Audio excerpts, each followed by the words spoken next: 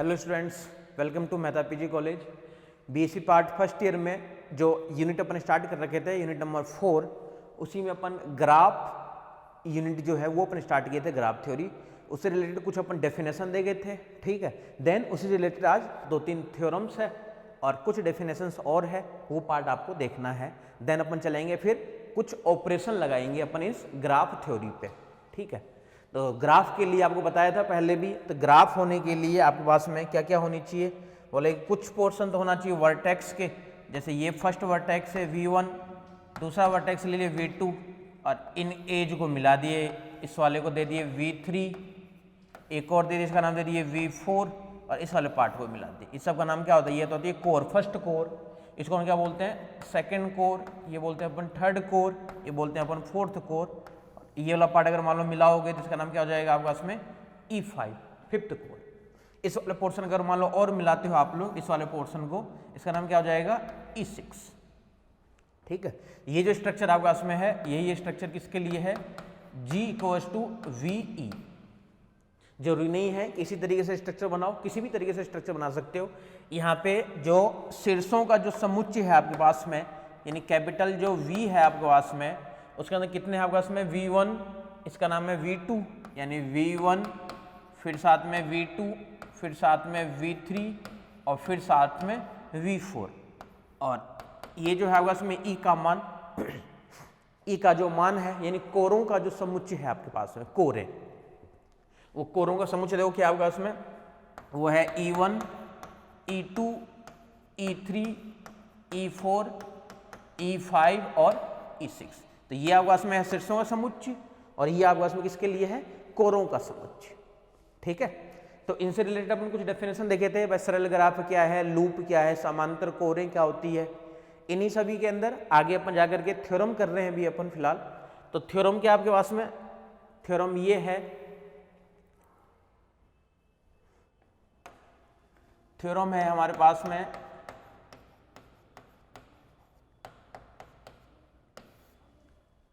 Theorem, graph G में विषम कोटि के शीर्षों की संख्या, ग्राफ G में विषम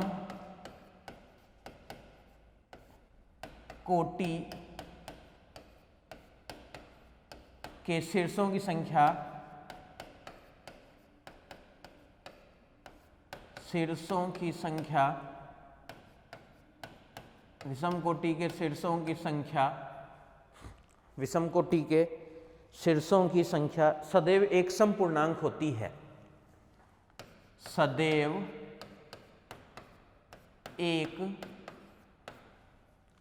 एक समपूर्णांक होती है,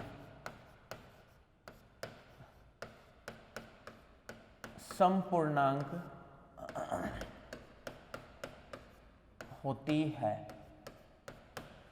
इसका मतलब ये हुआ कि आपको ये दिखाना है इस थ्योरम के अंदर, ध्यान से देखना, कि ग्राफ G में जितने भी विषम कोटि के शीर्ष हैं, जब उन सब को जब आप लोग योग करोगे, वो क्या होनी चाहिए? एक समपूर्णांक होनी चाहिए।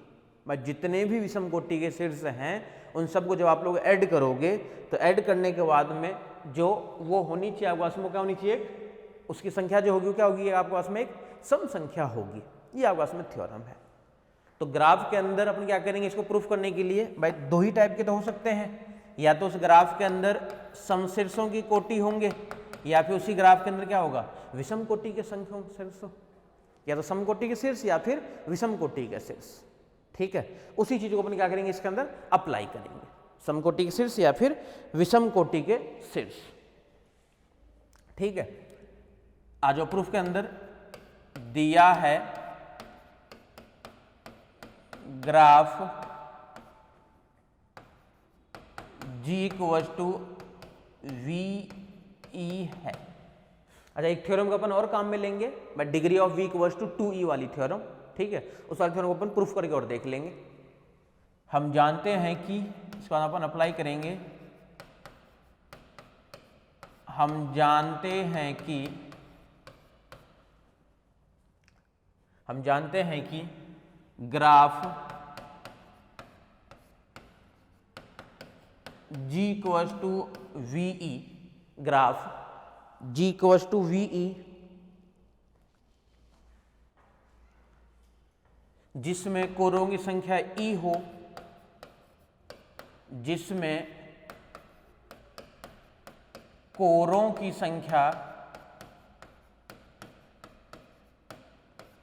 संख्या E हो, तब समेशन डिग्री ऑफ V जो होता है वो होता है 2E के इक्वल। इसका नाम डाल देते हैं 1 नंबर। समेशन डिग्री ऑफ जो V होता है, ये देखो अपन जब अपन क्वेश्चन किए थे तब बताया था कि जब सभी डिग्रियों को जब योगफल करोगे ना आप लोग, तो हमेशा क्या होगा, कोरों के दुगुना ही होता है वो। ठीक है, तो ये अपन जानते हैं, ये अपन लिख दिए इस वाले पार्ट को। तथा माना कि, इसी के साथ में तथा माना, मान लेते हैं सम के और विषम के V1 तथा V2 क्रमशः समकोटि तथा विषम कोटि, समकोटि तथा विषम कोटि के, समकोटि तथा विषम कोटि के शीर्षों की संख्या है, शीर्षों की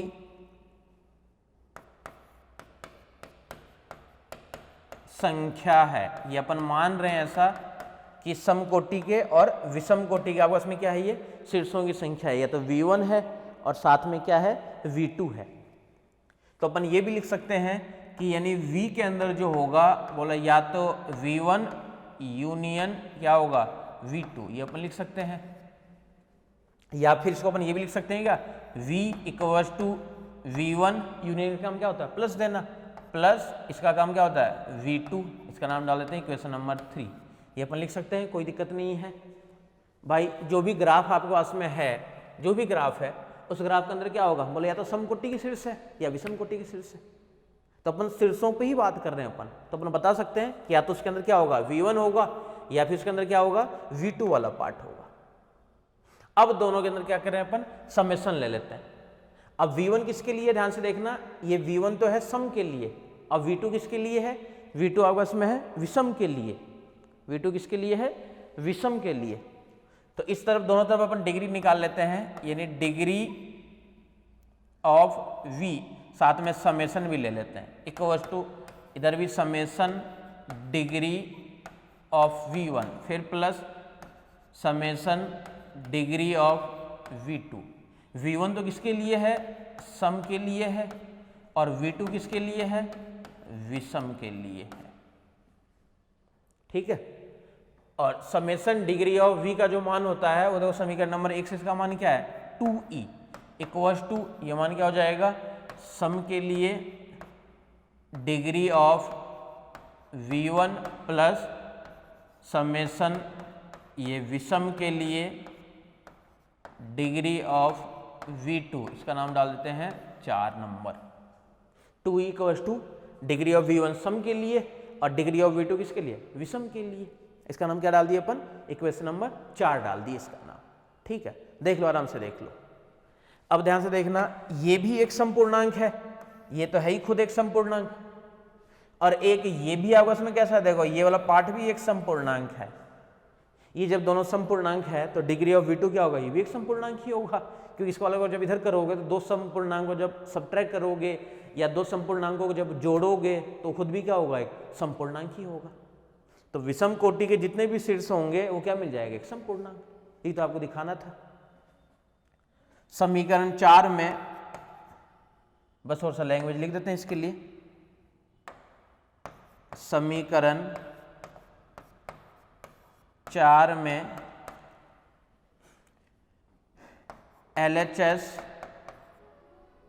LHS भाग एक समपूर्णांक है, एक समपूर्णांक है। LHS भाग तो क्या एक समपूर्णांक है, तथा RHS भाग का एक हिस्सा भी समपूर्णांक है।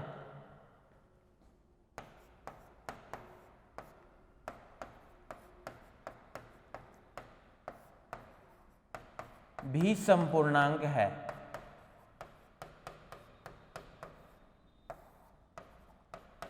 समपूर्णांक है, अतः समेशन डिग्री ऑफ V2 भी एक समपूर्णांक होगा। एक समपूर्णांक होगा। ये वाला मान भी क्या होगा? एक समपूर्णांक होगा। देख लो, आराम से देख लो। तो यह होगा थ्योरम किसके लिए है कि विषम कोटि के शीर्षों की संख्या सदैव एक समपूर्णांक होती है। तो इसको आपको किस तरीके से दिखाना है? इस तरीके से वाले पार्ट को आपको दिखाना है। देख लो, आराम से देख लो।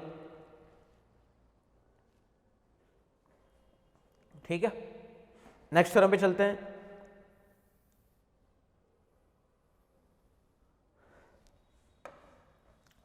नेक्स्ट थ्योरम है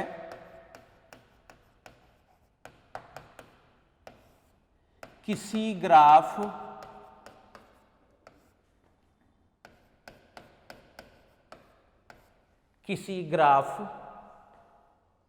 में उसके सभी शीर्षों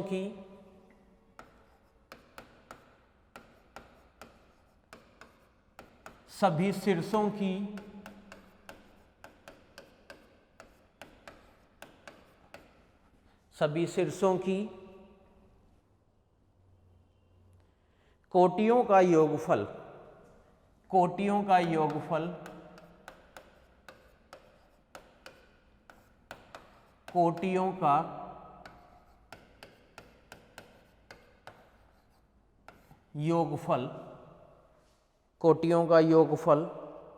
ग्राफ में उपस्थित कोरों की संख्या का, ग्राफ में उपस्थित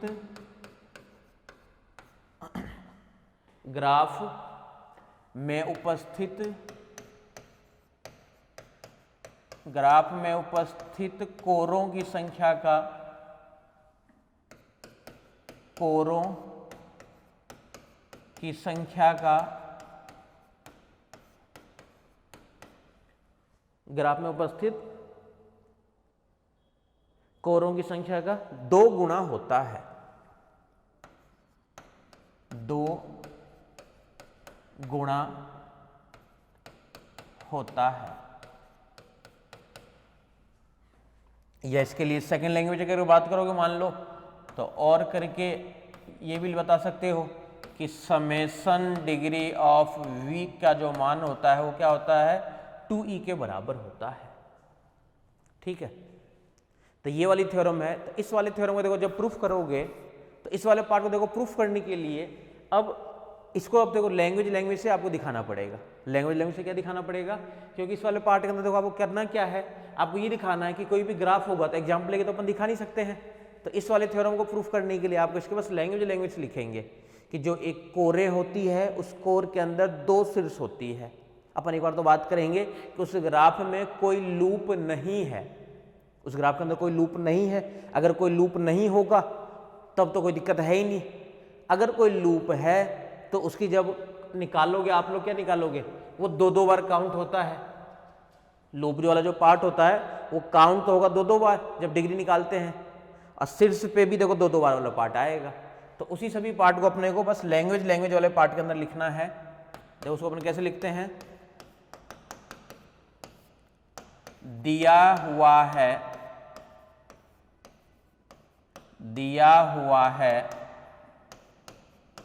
ग्राफ G=VE है। दिया हुआ है ग्राफ G=VE है। ठीक है, हम जानते हैं कि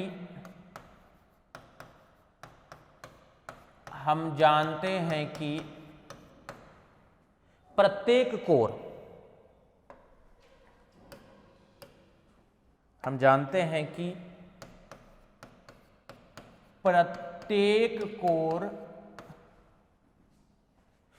प्रत्येक कोर के दो शीर्ष होते हैं। प्रत्येक कोर के क्या होते हैं आपका इसमें? दो शीर्ष होते हैं।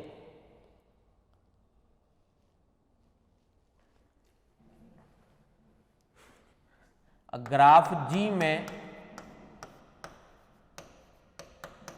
प्रत्येक शीर्षों के कोटियों का योग करते हैं। प्रत्येक शीर्षों की कोटियों का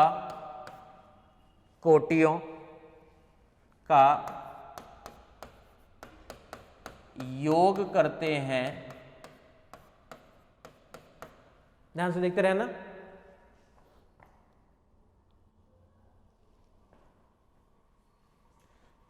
तो प्रत्येक कोर की गणना दो बार होती है। प्रत्येक कोर की गणना दो बार होती है। ठीक है, देखो लिखना नहीं है, बीच में एक डायग्राम बना के बता रहा हूँ, ये बस समझाने के लिए बता रहा हूँ। ये आगे और लिखेंगे अपन।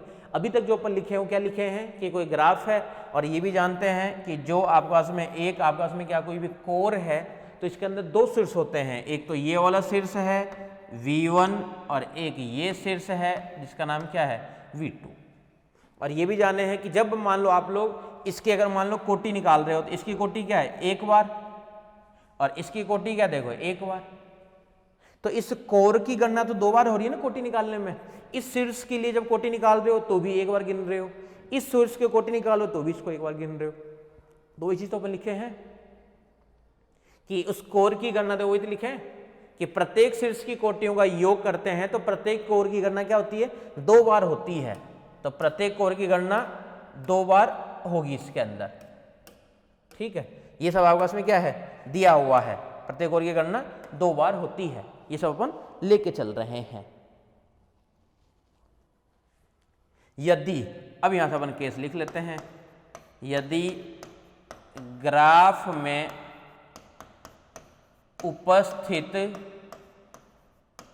उपस्थित कोई पास या लूप विद्यमान ना हो,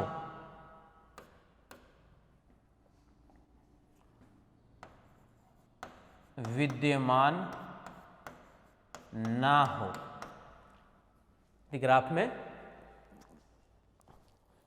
विद्यमान ना हो,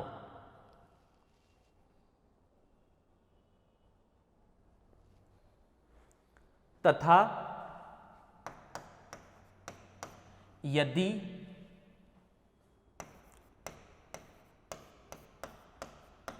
ग्राफ G = VE में कोई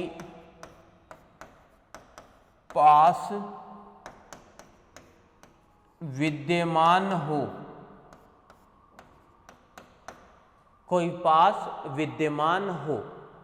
तो कोटि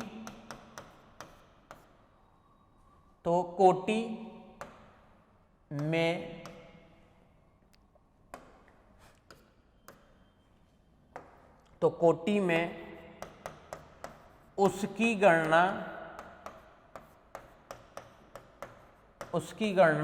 दो बार होती है।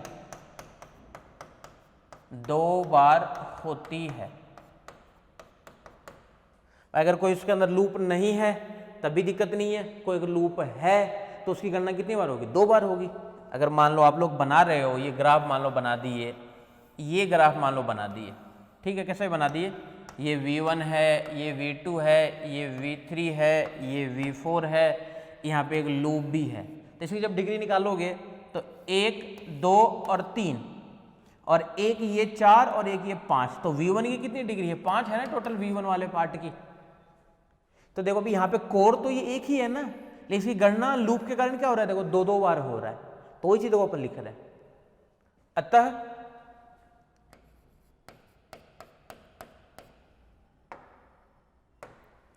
स्पष्ट है कि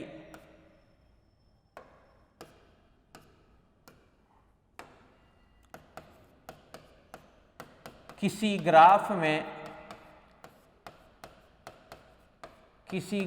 में क्या था आपके पास में थ्योरम, वो स्टेटमेंट देख लो। सभी शीर्षों की कोटियों का योग, किसी ग्राफ में सभी शीर्षों की कोटियों का योग, सभी शीर्षों की कोटियों का योग,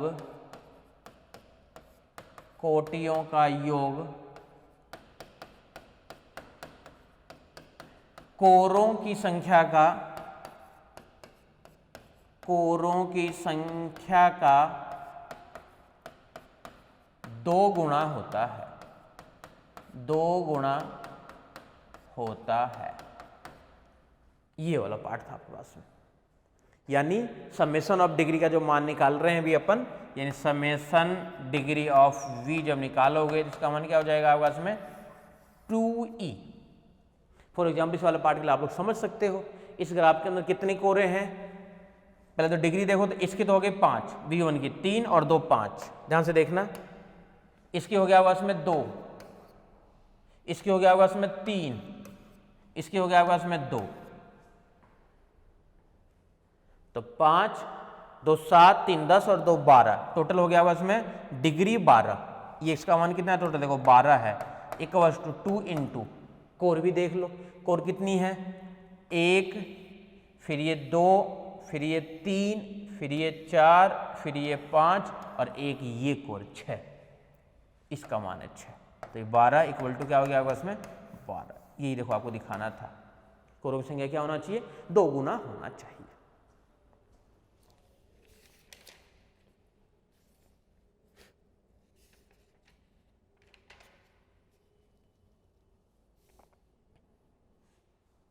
ठीक है,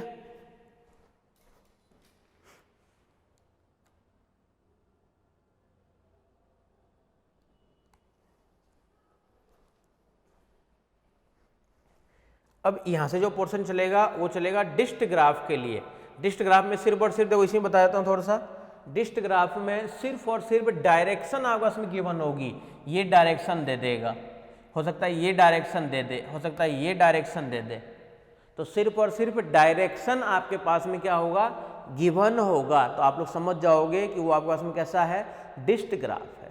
यही डेफिनेशन जो पहले किए थे आप लोग, नियमित ग्राफ, सरल ग्राफ, मल्टी ग्राफ, फिर से सब कुछ आएगा वही, लेकिन अब क्या जाएगा सरल डिस्ट ग्राफ, नियमित डिस्ट ग्राफ, मल्टी डिस्ट ग्राफ, सब क्या आ जाएगा आपको उसमें क्या डिस्ट ग्राफ। तो उन सभी डेफिनेशन को अपन नहीं लिखेंगे, बस एक बार समझ कर उसको अपन आगे चलेंगे। ठीक है, तो अपने पास में जो नेक्स्ट है वो है डिस्ट ग्राफ।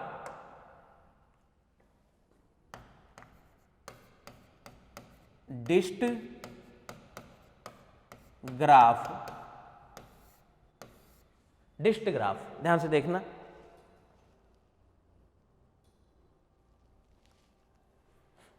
डेफिनेशन देख लेते हैं सबसे पहले तो, माना V एक परिमित अरिक्त समुच्चय, तो अपन मानते ही हैं परिमित अरिक्त समुच्चय है, अरिक्त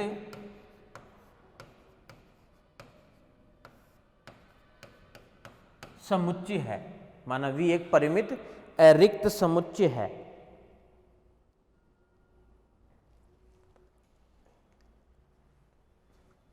तथा E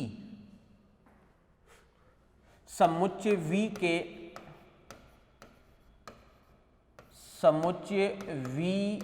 के कैपिटल V है, ये ध्यान रखना,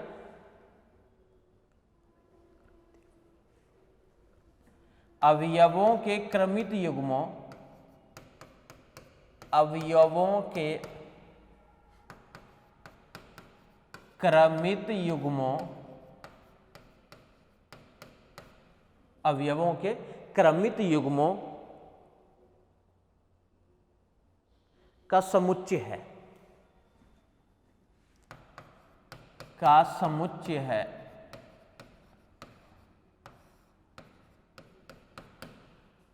तब संरचना, सेम वही चल रहा है, तब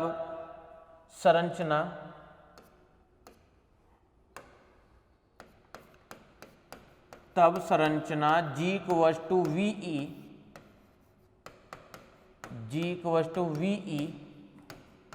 एक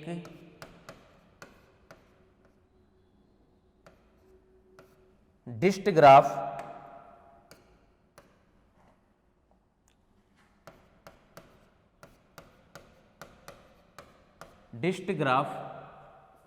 संरचना G इक्वल्स टू VE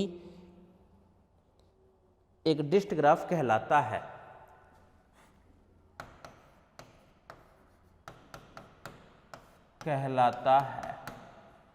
ठीक है।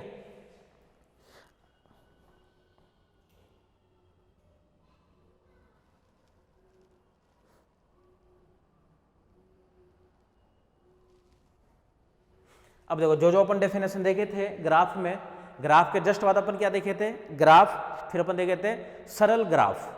ठीक है, लूप वगैरह सब कुछ वही है, सेम टू सेम इसके अंदर भी। उस सबको देखो एक बार डायग्राम बना करके बस बता देता हूँ। लूप वगैरह देखो सब कुछ सेम वही है।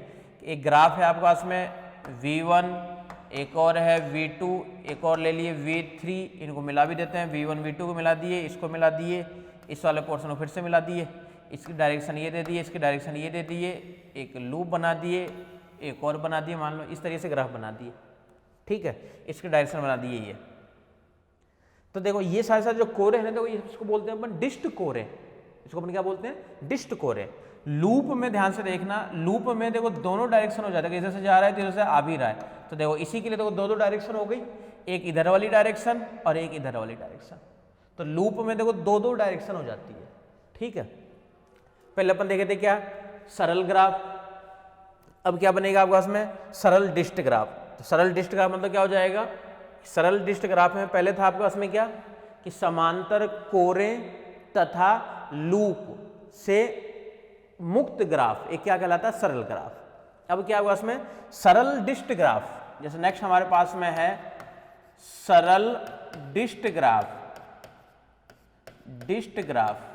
अब इसकी डेफिनेशन क्या दोगे सरल डिस्ट ग्राफ में, कि एक ऐसा ग्राफ जो, ध्यान से सुन लेना, जो या ऐसा ग्राफ जिसमें क्या क्या समानांतर कोरे। अब कोरे जहां जहां पे आएगी वहां पे आएगी डिस्ट कोरे। ठीक है, एक लिख देता हूं, चलो। एक ऐसा ग्राफ जिसमें समांतर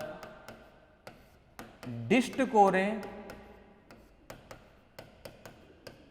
कोरे तथा पास उपस्थित ना हो तो उसे हम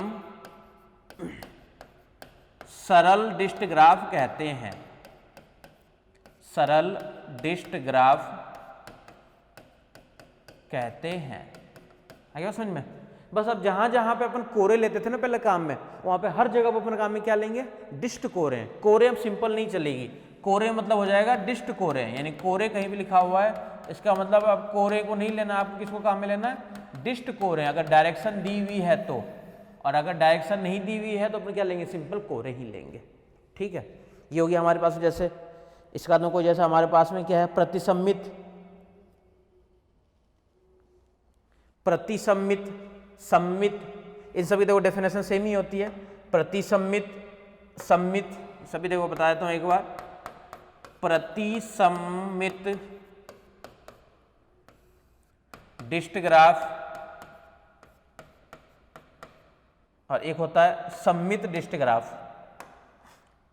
प्रतिसम्मित डिस्ट ग्राफ और एक होता है उसमें सम्मित